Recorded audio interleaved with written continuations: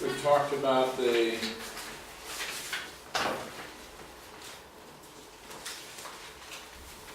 beginning of the tribulation period, that there's a covenant that is signed between the Antichrist and the nation of Israel. Итак, мы говорили с вами о начале периода скорби, о том, что будет завет подписан между Антихристом и народом израильским. But what is the great prophetic passage that gives us the calendar of events for the future? В каком величайшем отрывке дается нам расписание событий в будущем? Даниил. Okay, in that book, and what prophecies do we see there that indicates what will come in the future? И какие в этой книге мы видим пророчества, которые указывают на то, что произойдет в будущем? В 9 главе описываются события последних 7 лет века и Израиля. In chapter 9 we can find the description of the events of the last 7 years of the age of Israel. Okay? Yeah, the book of Daniel is really an amazing prophecy. Книга Даниила является действительно потрясающим пророчеством. He starts giving prophecy about the Babylonians who were in power at the time that Daniel wrote. Начинает он с того, что дает пророчество о Вавилоне, которые в то время, когда он писал, были у He власти. gave prophecies about Nebuchadnezzar. Также дал пророчество о Навуходоносоре. Then he gave prophecies about the next great empire, which would be Medo-Persia. Затем он дал пророчество о следующей империи великой, то есть Медоперсии. And then following that, you have the rise to power of the Greek Empire under Alexander. Затем после этого восстает следующая империя, греческая, под правлением Александра Македонского. And then after that, you have the rise to power of Rome. После этого к власти приходит Рим. And these prophecies were so precise И пророчества это были настолько точными, that many of the enemies of the Bible said, no, they could not have been written by Daniel in the 6th century before Christ. и так многие, кто враждебно относится к Библии, говорят, что невозможно, чтобы Даниил написал об этом в VI веке до Христа. They wanted to say, oh, they must have been written much later after these events had already happened, but it was written as if it were a prophecy. Этим людям хочется утверждать, что написано это было намного позже, но написано так, как будто бы это было пророчество. But we know that Daniel was written when Daniel said he wrote it. Мы знаем, что книга Даниила была написана тогда, когда Даниил и говорит об It was этом. written by Daniel. Написана действительно Даниилом она была. So we have the, you recall the 4 visions of Daniel. Итак, там было 4 видения Даниила. Well, actually, there were more than that. We have in chapter 2 of Daniel. На самом деле их было больше, во 2 главе Даниила. We have Nebuchadnezzar's dream that Daniel interprets. Там сон Навуходоносора, который Даниил толкует. And this is where he had the dream about the great statue with the head of gold and the chest of silver, the thighs of bronze, and the feet of iron and clay. Это то видение, когда он видел большую эту статую, которая голова из золота, грудная часть из серебра, затем бедра из меди, бронзы и затем ноги из глины и железа. You just studied this recently with Lloyd, yes? Вы с Ллойдом это изучали, да? Вот как раз недавно. So, and then we have in chapter 7 Затем в 7 главе the 4 beasts, 4 зверя. and again the 4 beasts represent the same 4 empires. Эти 4 зверя представляют собой те же 4 империи. What we see is that God has a plan, and these 4 empires are all a part of it. И что мы здесь видим? Что у Бога есть свой план, и эти 4 империи участвуют в этом плане.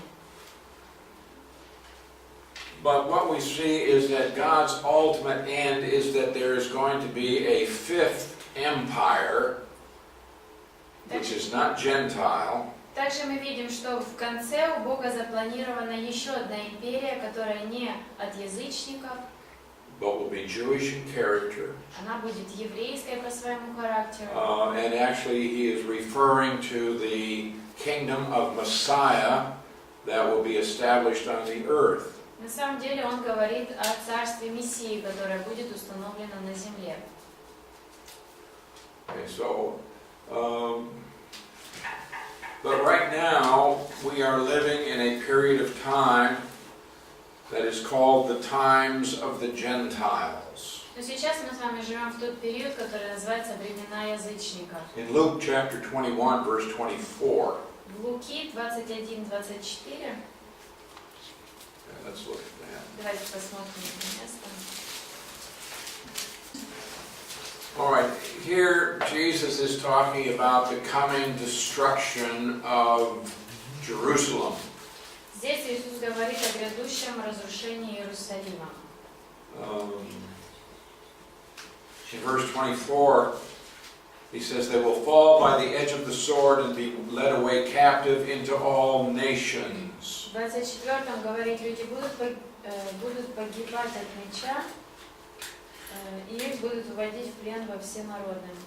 And Jerusalem will be trampled by Gentiles Иерусалим будут топтать язычники, until the times of the Gentiles are fulfilled.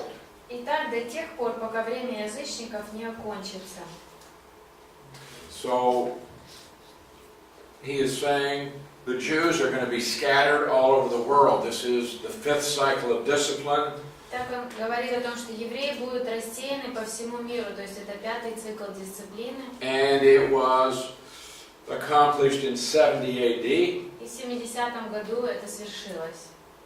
And he is saying that they are going to be scattered until the times of the Gentiles are fulfilled. Он говорит, что они будут рассеяны до тех пор, пока времена язычников не свершатся, не And that завершатся. Jerusalem is going to be trampled underfoot by Gentiles И что Иерусалим будут попирать язычники, until that period of time is fulfilled. пока не исполнится этот период Now, времени. the times of the Gentiles can best be defined as that long period of time between the Babylonian captivity to the second advent of Jesus Christ. И вот это время язычников, времена язычников, можно описать это периодом от момента разрушения Вавилоном до момента второго прихода Христа.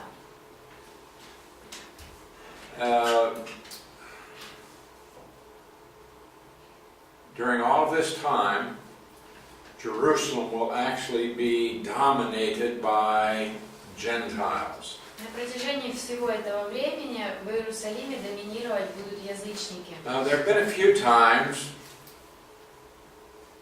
in that period of time when Jews have controlled Jerusalem, but it's only been temporary for a brief period. И было пару раз в истории за это время, когда евреи действительно управляли Иерусалимом, но это лишь недолгое время длилось. For example, we have the celebration of Hanukkah. Например, празднуется Ханука. You know what that is? Знаете, что это? There was a brief revolt led by a Jewish family called the Maccabees. Произошло короткое такое восстание, которое возглавила семья еврейская Маковеев. And for a very brief time, they did take control of Jerusalem. И на очень короткий срок действительно они смогли взять контроль над Иерусалимом своим. 164-163 BC. 164-63 года до Христа. But it didn't last very long. Но не очень долго длилось это. Then there was a period of revolt against Rome between 66 and 70. Между 66 и 70 годом период восстания против Рима. But while the Jews controlled Jerusalem for that time, actually they were surrounded by the Roman armies and they were under siege that whole period. И хотя они контролировали Иерусалим в это время, тем не менее в это время они были окружены римской армией и были под осадой. So there have been times when the Jews actually had control of Jerusalem, but it didn't last very long. Так несколько раз у евреев получалось взять контроль над Иерусалимом, но это не длилось так уж долго. In fact, in the Six-Day War in Israel in 1967, И в 1967 году, в шестидневной войне, they had control for a short time, but then they gave it back to the Arabs. на короткий период времени у них тоже получилось взять контроль в свои руки, но затем они вскоре отдали его арабам. So, the Bible teaches that Jerusalem is going to be under Gentile domination until the return of Jesus Christ to the earth. Так в Библии нас учат о том, что Израиль будет под давлением язычников, пока Иисус Христос не вернется на землю. In Revelation chapter 11, Откровение 11 главе, right in verses 1 and 2, в первом-втором стихе, here an angel tells John to measure the temple of God, the altar, and those who worship there. здесь ангел говорит Иоанну: «Встань, измерь храм Божий, жертвенники, посчитай тех, кто пришел туда на поклонение». He said, but leave out the court, which is outside the temple, don't measure it. Он говорит: «Но внешний двор храма не включай и не измеряй». For it's been given to the Gentiles, Потому что он был отдан and язычникам. they will tread the holy city underfoot for 42 months. Они будут топтать святой город 42 месяца. So any Jewish control of the city of Jerusalem is only temporary. Итак, любой случай, когда Израиль может контролировать Иерусалим, это лишь на какое-то время, длится недолго. So any Jewish takeover of Jerusalem before the second advent of Christ is temporary.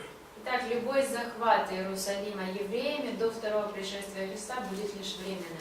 And the times of the Gentiles will end only when Gentiles are no longer able to trample down the city.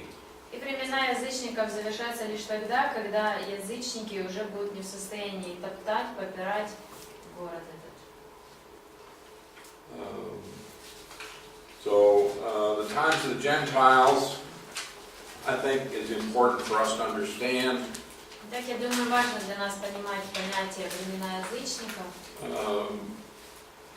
It's found basically in 4 passages. Есть 4 отрывка, где мы встречаем эту фразу. And we aren't going to take the time to study these in detail. Мы не будем выделять время, чтобы детально разобрать эти 4 отрывка. Some of them you have already seen recently. Некоторые из них вы недавно рассматривали. Right, in Daniel chapter 2, В Даниила 2 главе we have Nebuchadnezzar's dream. описан сон Навуходоносора. So in verses 31 and 35 we have the dream. Итак, 31 и 35 стихи это сон.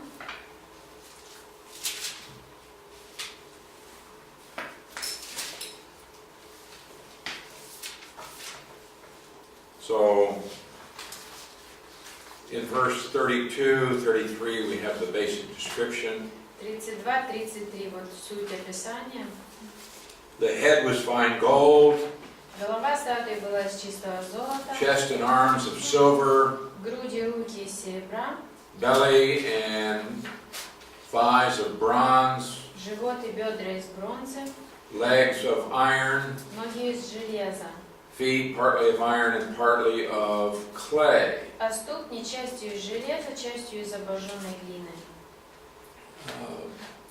Now, two things to note about the metal that's used in this statue. Здесь нужно отметить два аспекта по поводу металлов, которые упомянуты в этой статуе. They increase in strength, but they decrease in value. Крепость этих металлов, сила увеличивается, но ценность уменьшается. So there's going to be a decrease in character, Итак, по своему характеру будет идти снижение, but there's an increase in strength. но в силе будет идти увеличение. But then, notice what happens in verse 34. Затем посмотрите в 34-м, что происходит. You watched while a stone was cut out without hands that struck the image on its feet of iron and clay and broke them in pieces. Пока ты смотрел, откололся камень, но без помощи человеческих рук. Он ударил статую по ступням из железа и обожженной глины и раздробил их. Then at the end of verse 35 it says, the stone that struck the image became a great mountain and filled the whole earth. Дальше, но камень, который ударил в статую, превратился в огромную гору и заполнил всю землю. Now God revealed through Daniel in verse 45, at the end it says, the dream is certain, its interpretation is sure. И в 45-м он ему говорит, что таково значение видения о камне. Вот, в конце. Истинный сон и верное истолкование. So, the head is Nebuchadnezzar, the head of the Babylonian Empire. Итак, головой является глава Вавилонской империи Навуходоносор. This marks the beginning of the times of the Gentiles, И это является началом времен язычников. when Nebuchadnezzar destroyed the city of Jerusalem and the Temple of Solomon. Когда Навуходоносор разрушил Иерусалим и храм Соломона.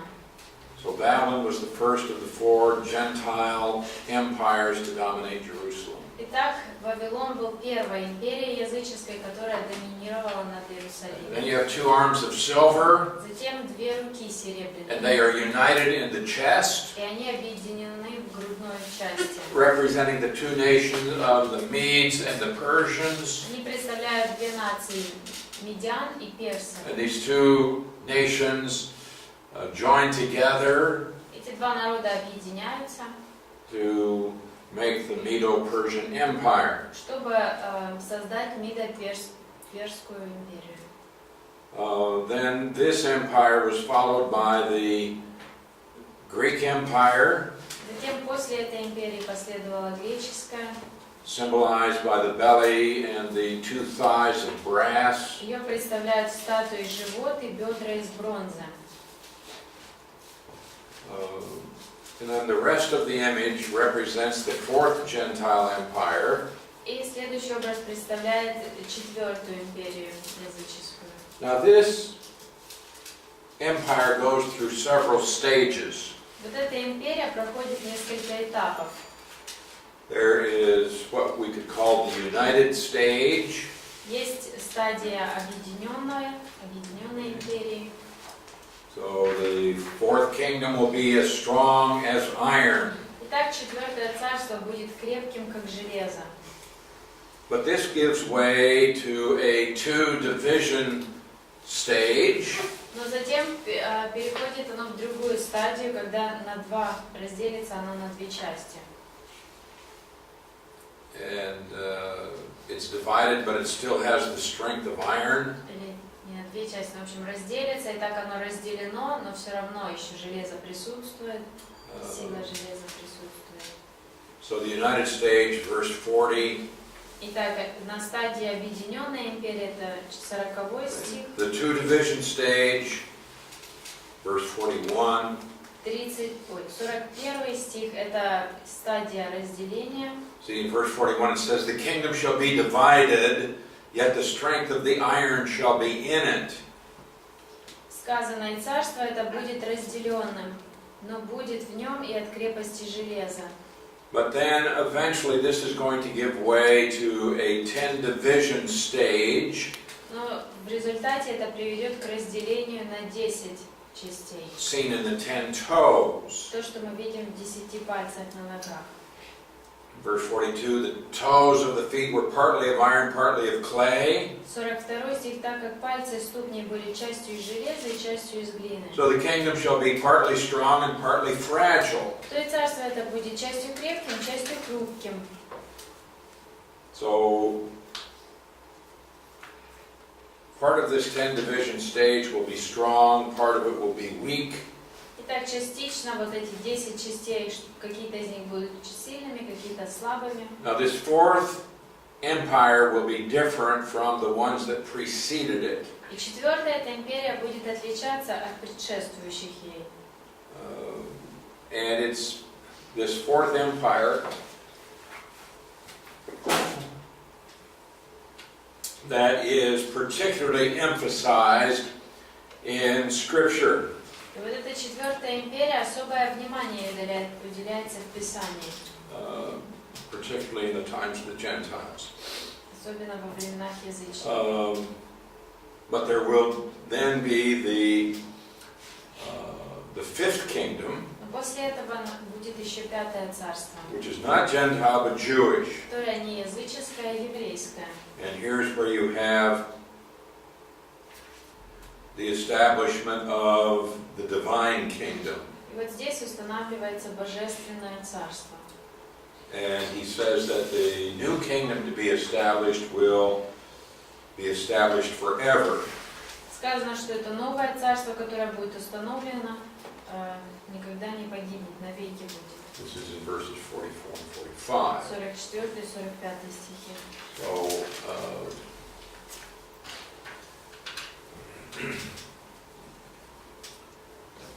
So this is the first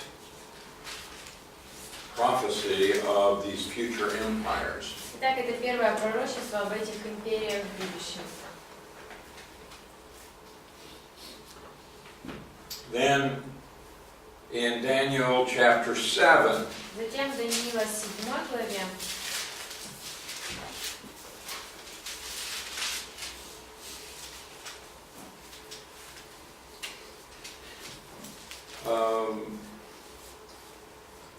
now this,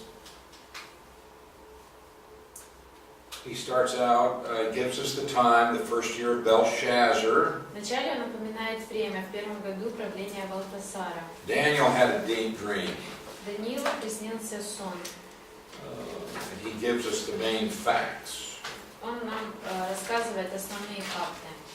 Okay, and in verse 2 it says, that Daniel saw the four winds of the heaven were stirring up the great sea. Во втором стихе сказано, что Даниил увидел, как 4 небесных ветра волновали Великое море. The great sea is the Mediterranean. Великое море – это Средиземноморье. And it represents the Gentile world. Представляет оно собой языческий мир. This is referenced in a number of other passages. В нескольких других отрывках упомянуто это. Now we have this great sea, and it's being troubled or stirred up by four winds. Итак, вот это Великое море, которое волнует 4 ветра. And then suddenly four beasts come out of this sea, each is different from the other. И вдруг выходят такие 4 зверя из этого моря, каждый из которых отличался от прочих. So the first beast is like a lion, but he has the wings of an eagle, Итак, первый зверь похож на льва, но у него орлиные крылья. representing the Babylonian Empire. Представляет собой Вавилонскую империю. Verse 4 describes Nebuchadnezzar's experience that was recorded in chapter 4. В 4 стихе описано то, что было с Навуходоносором и записано в 4 главе. Where the Lord humbled the great king. Когда Господь смирил этого великого царя. Well, the second beast is like a bear. Второй зверь похож на медведя. It represents the Medo-Persian Empire. Представляет собой Медоперскую империю. It says that this bear is uneven. One side is higher than the other. И сказано, что медведь этот его стороны не одинаковые, одна его сторона выше, чем другая. Indicating that the Persians were much stronger than the Medes. Это говорит о том, как и Персия была намного сильнее медян. It has 3 ribs in its mouth. Сказано, что во рту между зубами было 3 клыка. These are 3 kingdoms conquered by the Medo-Persians. Это те 3 царства, которые завоевали медоперсы. All right, the third beast is like a leopard. Третий зверь подобен леопарду. Representing the Greeks. Он представляет собой греков. It's faster than a lion or a bear. Он быстрее льва или медведя. And indicating the rapidity with which Alexander was able to conquer a great portion of the world. Это указывает на ту скорость, с которой Александр Македонский смог завоевать большую часть мира. And in verse 6, he said, the beast had 4 heads. И в 6 стихе сказано, что зверь этот был 4-главый. When Alexander died, Когда Александр Македонский умер, his empire was divided into 4 parts. то империя его была разделена на 4 части. The 4 heads would be the 4 generals who took control of the 4 kingdoms. И 4 генерала, 4 головы, это 4 генерала, которые управляли этими 4 частями. But then in verses 7 and 8 we have a second vision. Затем в 7-8 стихах у нас второе видение. So in verse 7, after this I saw in the night visions. 7 после этого видел я в ночных видениях A 4th beast, 4-го зверя, dreadful, terrible, exceedingly strong. жуткого, ужасного и очень сильного. What animal is it like? На какого зверя это похоже? We don't know. He Неизвестно. doesn't tell us it looked like any animal. Он не говорит, что он был похож на какого-то зверя.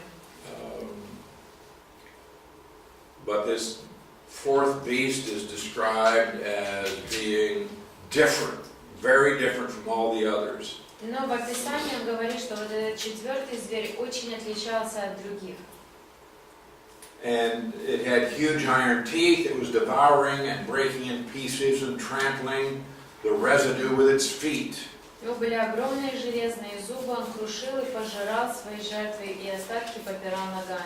Different from all the beasts that were before it. Отличается от всех зверей, которые были до него. So it appears that it is more ferocious than the 3 previous empires. И так похоже, что он более яростный, чем предыдущие 3 империи.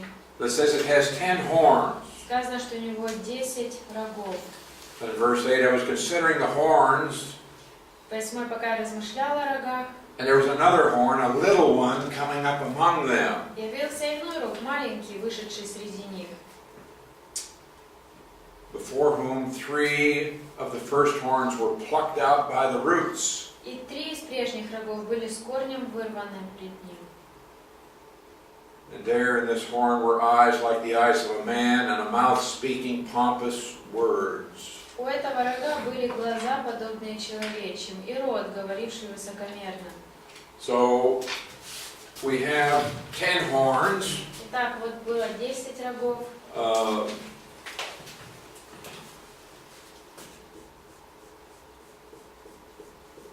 Okay, we have these 10 horns, and then it says, there came up among them a little horn. Итак, было 10, сказано, затем появился маленький рог. And it says it subdued 3 of the original horns. Сказано, что он победил, подчинил 3 из этих 10.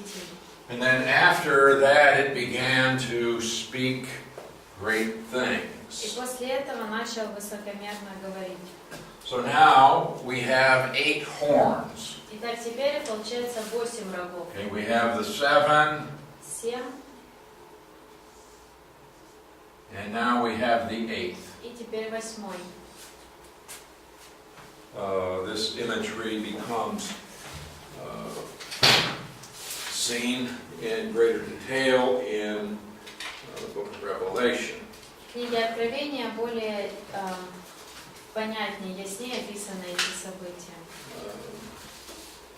So the uniqueness of the Fourth Empire is emphasized in this vision. Итак, уникальность этой четвертой империи подчеркивается в этом видении. Then Daniel has a third vision in verses 9 through 12. Затем с 9 по 12 еще третье видение. This one takes place in heaven. Здесь уже происходит событие на небесах. And the vision is the throne of God the Father, who is described under the title Ancient of Days. И видение описывает престол Бога Отца, который здесь назван древними днями. He's viewed as a judge, and the book of judgment is opened. Здесь он представлен судьей, и книга вот этого правосудия открыта. And he is surrounded by a great number of angels who are going to carry out the judgments. И окружен он большим количеством ангелов, которые исполняют эти приговоры, суды. So, the court was seated and the books were opened at the end of verse 10. В конце 10-го воссели судьи и были раскрыты книги. Now, what is going to be judged here is the fourth Gentile empire. И что здесь будет предметом этого суда, это четвертая империя. It's the fourth beast, and particularly the little horn that will be judged and destroyed. Это четвертый зверь, а конкретно этот маленький рог, который подвергнется суду и будет уничтожен. I watched then, because of the sound of the pompous words which the horn was speaking. Я продолжал смотреть из-за высокомерных слов, которые говорил рог. I watched until the beast was slain and its body destroyed. Я видел, что зверь был убит, а тело его было сокрушено.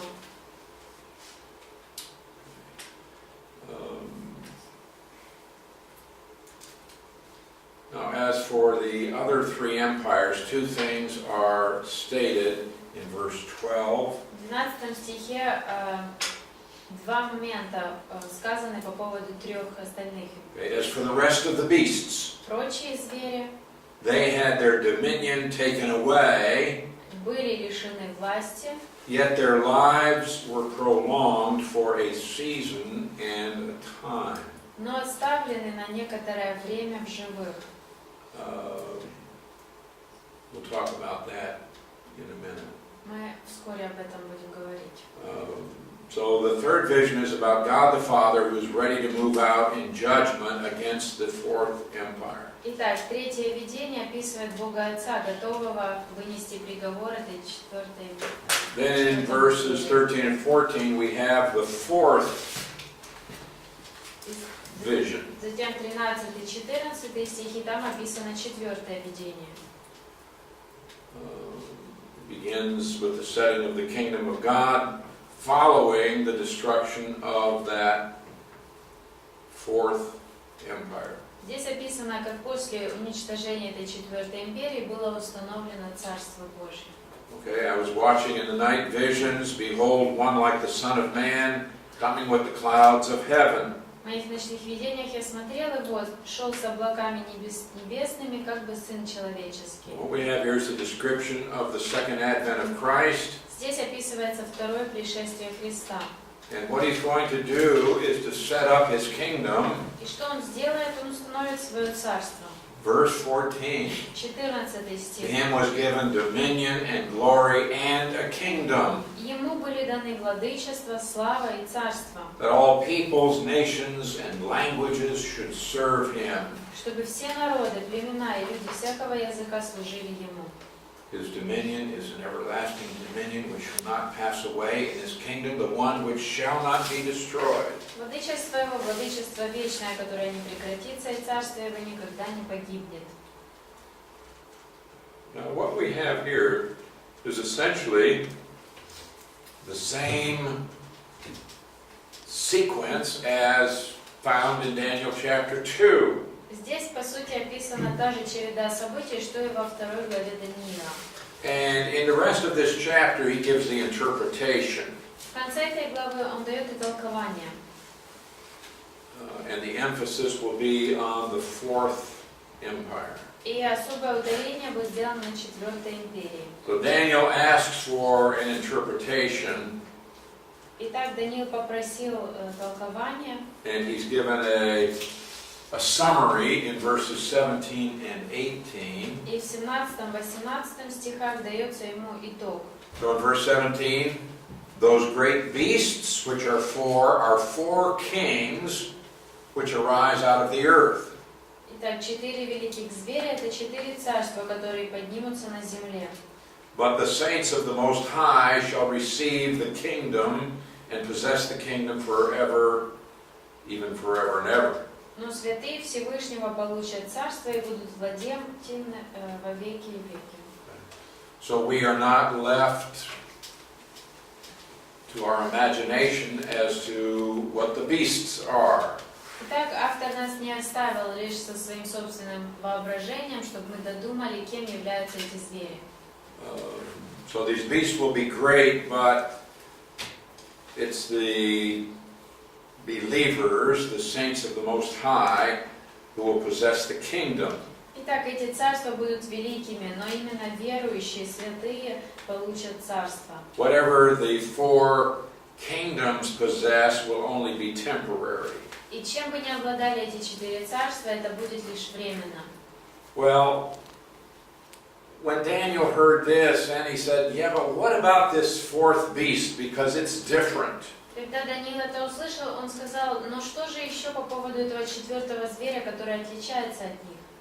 And he tells us also a little more about what he saw in the vision concerning the fourth beast. И он еще немного добавляет информации, которую он видел в этом видении о 4-м звере. Okay, in verse 19, В 19 стихе. I want to know the truth about the fourth beast, which was different from all the others. Тогда я захотел узнать истину о 4-м звере, не похожем на всех остальных.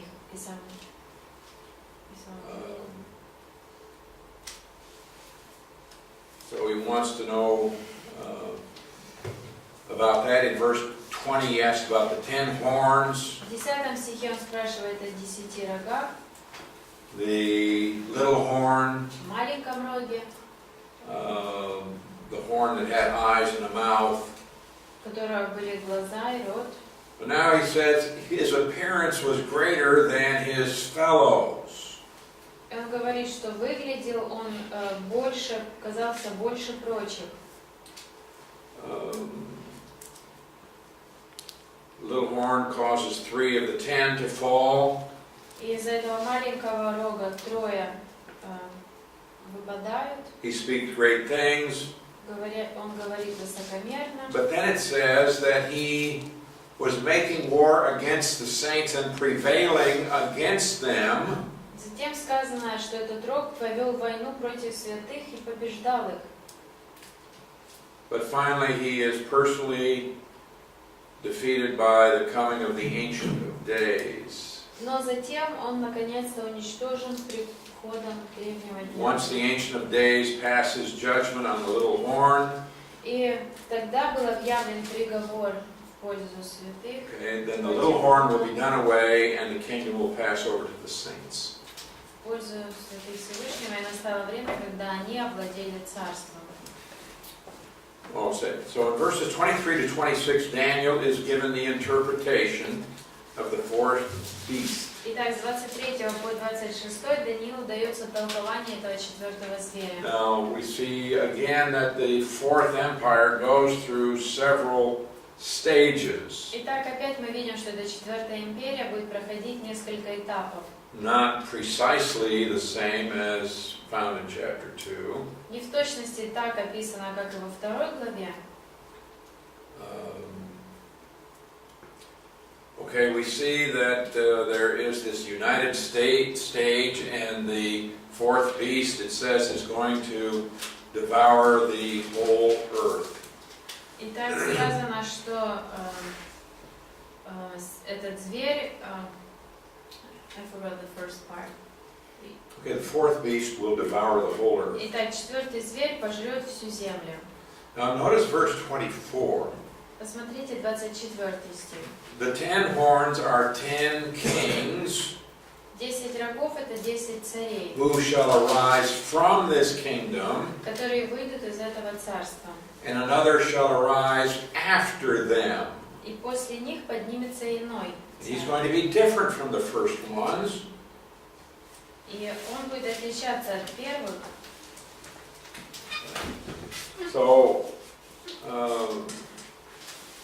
So we have this kingdom, Итак, вот это царство. and then we see that we have 10 kings over this kingdom, И видим, что этим царством управляют 10 царей. and then the little horn, who is the Antichrist, comes up. Затем появляется маленький рог, то есть антихрист.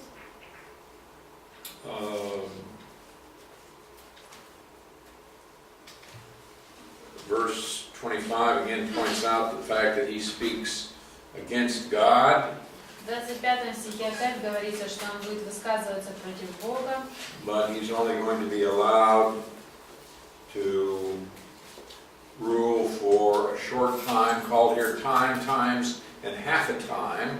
но ему будет позволено управлять лишь на короткий срок, 3,5 года. 3.5 years. 3,5 года. Huh? I just have 3.5 years. Uh-huh. But finally, his dominion will be destroyed. Но в конечном итоге будет разрушено его Verse 26, the court will be seated, and they will take away his dominion to consume and destroy it forever. Затем восядут судьи и отнимут его владычество, и будет погублено окончательно навеки. And then the kingdom is going to be given to the people, the saints of the Most High. И затем царство будет передано святым, народу Всевышнего. Now the saints that Daniel refers to here, by strict interpretation, would be righteous Israel or remnant Israel, born again Israel. Итак, то царство, о котором говорит здесь Даниил, по моему мнению, это Израиль, праведный Израиль. Israel that has been born again. То есть Израиль, возродившийся. Oh, it's not referring to the church, which is not found in the Old Testament. Это здесь не идет речь о церкви, которой нет в Ветхом Завете. So in Daniel 2, Daniel 7, Итак, Даниила 2 главе 7. we see that there would be the 4 Gentile empires, Мы видим, что будет 4 языческих империи. each one following the other. Одна будет следовать за другой. The 4th empire will be destroyed by Jesus Christ, who will set up his messianic kingdom. И 4-я империя будет разрушена Иисусом Христом, который установит свое мессианское царство. But we see also that the 4th empire goes through several stages. Но также мы видим, что эта 4-я империя будет проходить несколько этапов.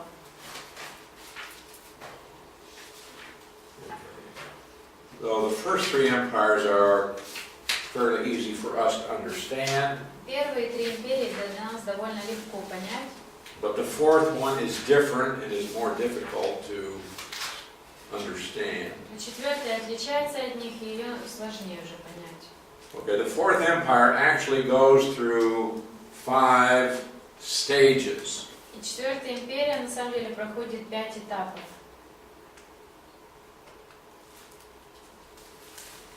And so it's not simply the Roman Empire that conquered the Greeks. Итак, здесь не просто говорится о Римской империи, которая завоевала греков.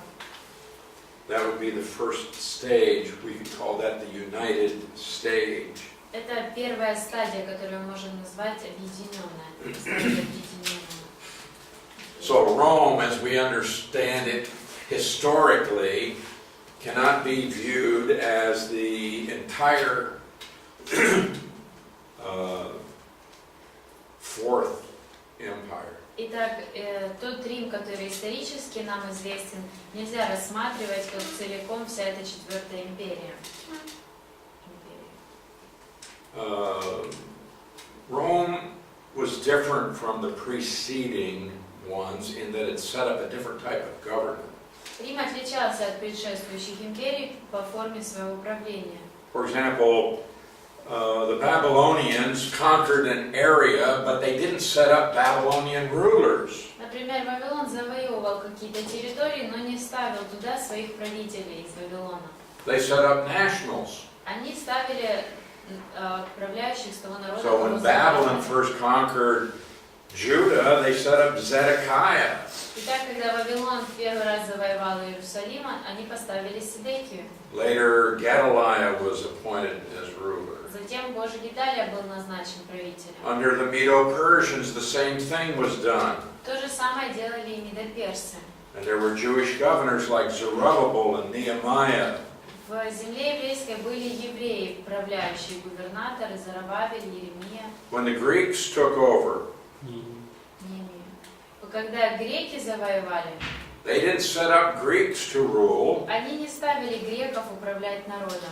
They allowed the Jewish high priest to be the ruler. Они позволяли еврейским первосвященникам быть правителями. But Rome began a new system called imperialism.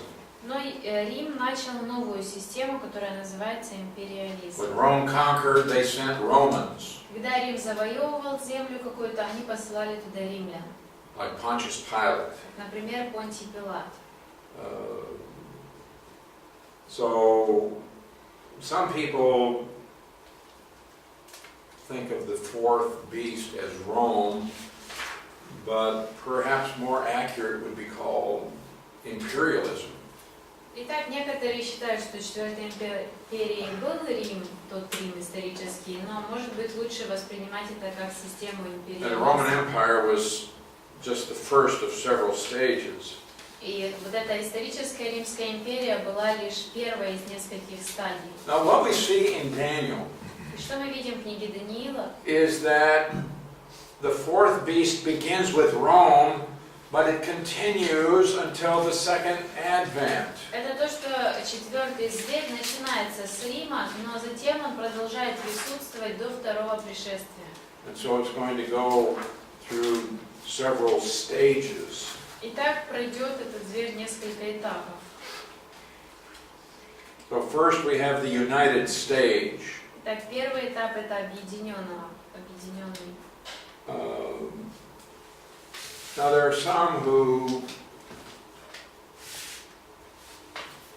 talk about a revived Roman Empire. И некоторые говорят о таком, как возрожденная Римская империя. And there are some people who have taken a world map and they have outlined the area that Rome controlled. И некоторые берут прям карту и отмечают на ней границы всех территорий, которые контролировал Рим. And then they have tried to understand the prophecy in terms of that old Roman Empire. И затем они пытаются понять эти пророчества, основываясь на вот этой древней Римской империи. And you probably don't remember this, И, скорее всего, вы не помните, but back when the European Union first started, но еще когда Европейский Союз только начинался, and they had just a few nations in the European Union. И лишь несколько народов тогда входили в Европейский And then they added Союз. another nation.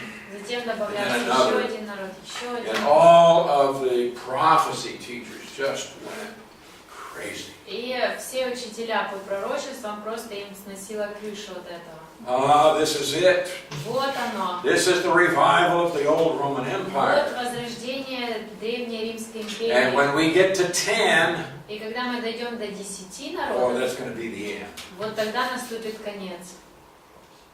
Well, they got to 10, И дошли до 10. and all of the prophecy teachers were in a frenzy. И уже началась такая суета среди этих This is the учителей last по day. пророчествам. Вот это последний день. A lot of bad teaching. Много плохого учения.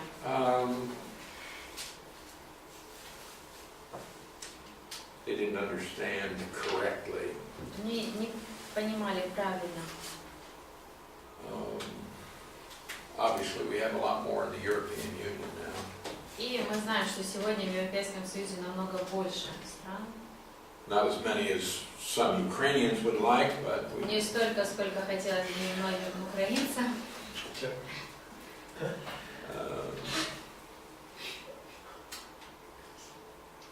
I think that we have the united stage of the fourth beast, which went from 63 BC to 285.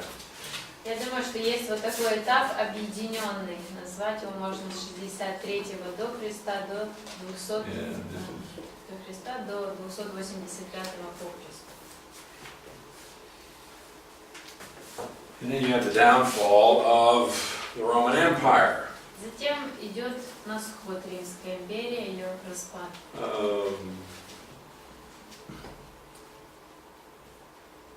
Now, Daniel's visions and Nebuchadnezzar, they don't allow for, or they don't reveal any kind of a gap or a revival. И ни пророчество, или ни сон, ни видение Навуходоносора, ни видение Даниила, они не указывают на какой-то промежуток времени или возрождение. That's not to say it couldn't be, but it's certainly not given. Это не означает, что его не может быть, просто однозначно его там не указывается на это. But then we have what could be called the two division stage. А затем происходит то, что можно назвать стадия, когда разделение на две части. Because we have two legs. Потому что есть две ноги. And this stage began in 364. Этот этап начинается с 364-го, when the Emperor Valentinian divided the Roman Empire into east and west. когда император Валентиний разделил на запад и юг и восток. Well, from that time we had a balance of power, east and west. И с того времени начинает балансировать власть на западе и на востоке. So in the west we had the Western Roman Empire headquartered in Rome, the Eastern Roman Empire in Constantinople. Итак, на западе центром той Западной Римской империи был Рим, на востоке центром был Константинополь. Well, since that time the centers of power have shifted, but essentially it's still an east-west division. С того времени центр власти, они сдвинулись, эти центры, но тем не менее, по сути, есть это разделение на запад и восток. The eastern division of power remained in Constantinople until the 15th century. До 15 века центром оставался Константинополь, Восточной империи. And when Constantinople collapsed, Когда Константинополь the распался, political rulers and the scholars, they all fled north into Russia. и политические тогда, и правители, и ученые, все пошли в Россию. Set up a Roman type of government, which was imperialism. И установили там римского рода правительство, империализм. They called themselves czars. Называли себя цари. which comes from the name Caesar. Само слово происходит от Цезарь, Кесарь. So a czar is a Caesar. Итак, царь это Цезарь, Кесарь. And actually, after a while, Russia gave herself the official title of the Third Roman Empire. И спустя какое-то время Россия даже официально назвала себе такой титул Третья Римская империя.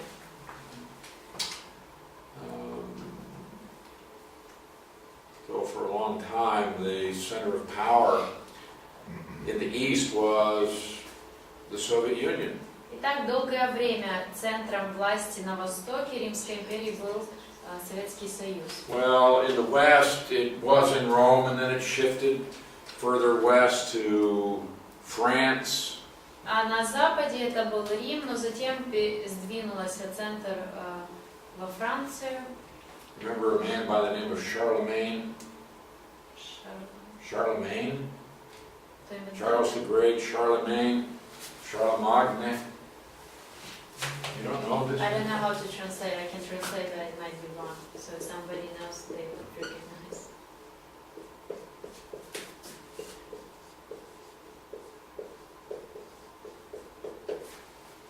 Okay. Maybe somebody can look up this man. Well, he became the ruler in France, and he began to call his great sphere of influence the Holy Roman Empire. Итак, он стал правителем, и он начал называть свою территорию, которую он управлял, Святой Римской империей. But then, in the next century,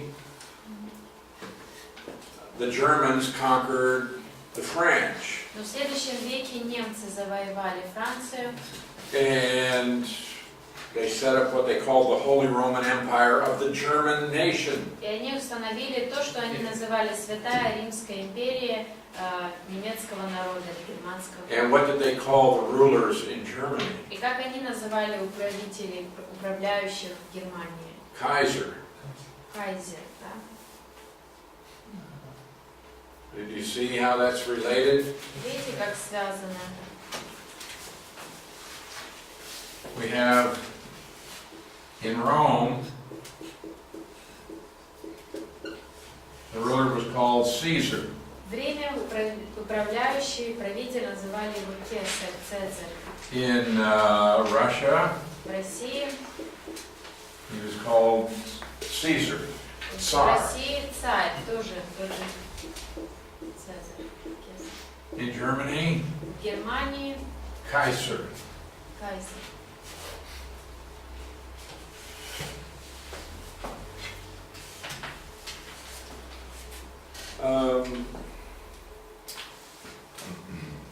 Now, after World War I, the balance of power has shifted more to the democratic nations of the West. После Первой мировой войны сила и власть больше перешла на Запад, к демократическим странам.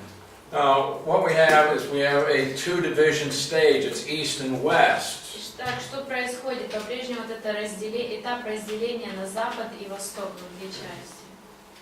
Now, the center of power may shift, but essentially we've got a division East and West. Итак, центр власти может меняться, сдвигаться, но по сути это разделение присутствует на Запад и Восток. Now, what happens next, according to Scripture, is that there is going to come a one-world government stage. Итак, что мы видим в Писании будет следующим шагом, это наступит одно единое правительство в мире. We are not there yet. This is future. До этого не дошли, это еще в будущем. At some point, the East-West balance of power is going to break down, leading up to a one-world government.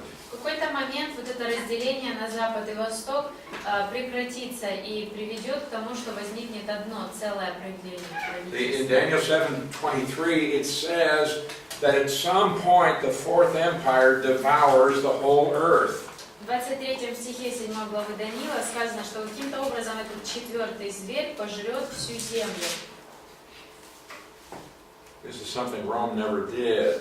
Это то, что Рим никогда не сделал. Some say, well, it's just a euphemism for conquering a lot.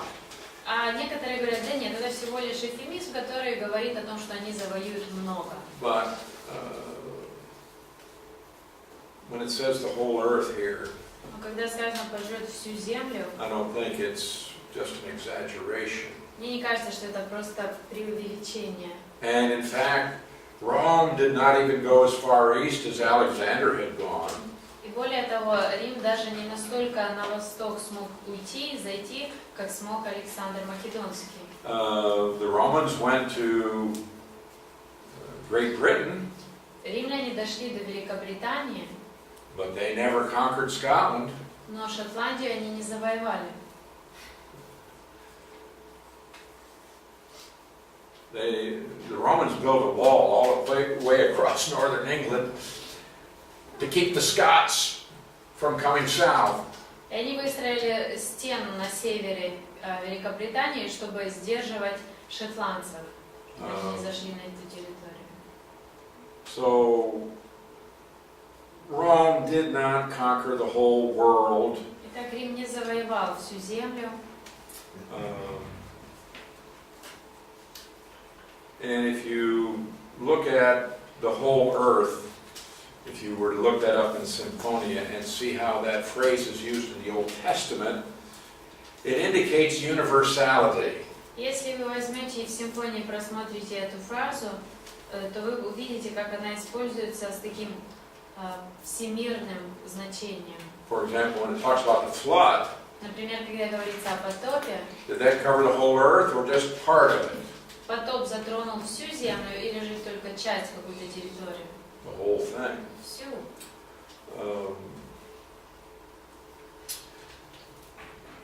All right, so if we interpret this literally, Так, если мы буквально будем это трактовать, then this fourth empire is yet to control the whole world in the formation of a one world government. то этой четвертой империи еще предстоит захватить всю землю, установив какое-то всемирное правительство.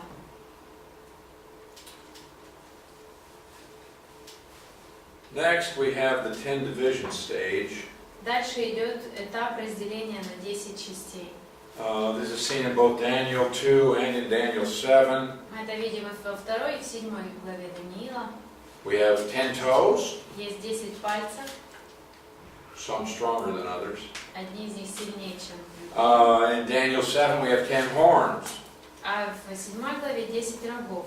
And this 10 division stage, it says very clearly, comes out of the one world government.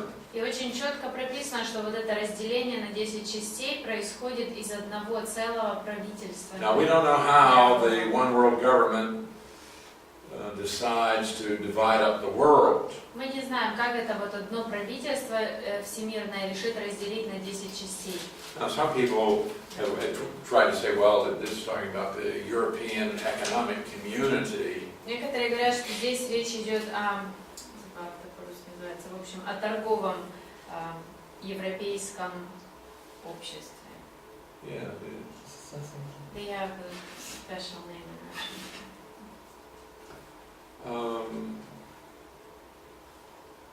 I think that the European Union may be one part of the 10.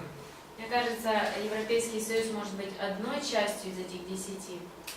But I don't think it's going to be all 10 toes or all 10 Но horns. не думаю, что только он, этот союз, будет всеми 10 рогами или пальцами. So there will become an empire that rules the whole world, and then this is going to be divided up into 10 kingdoms. Итак, будет империя, которая правит всем миром, и которая потом будет разделена на 10 царств.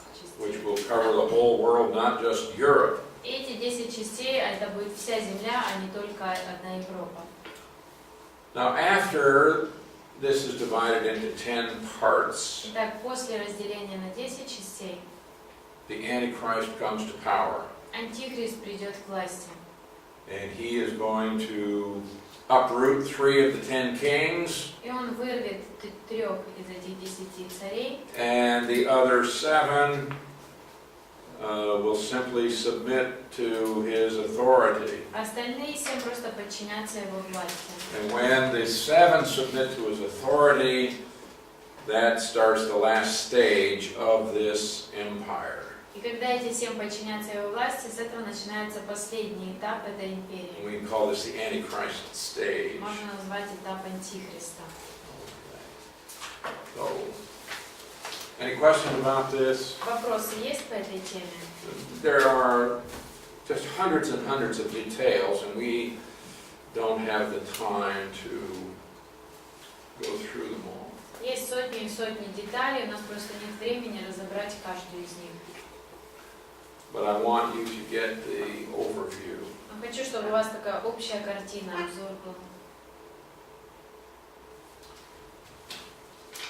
Okay, now, we've got a lot to talk about as far as what's going to happen next. Нам многое можно обсудить по поводу того, что дальше будет происходить. So, the very next thing that's going to happen is you're going to take a break. Но самое следующее событие — это то, что будет перерыв.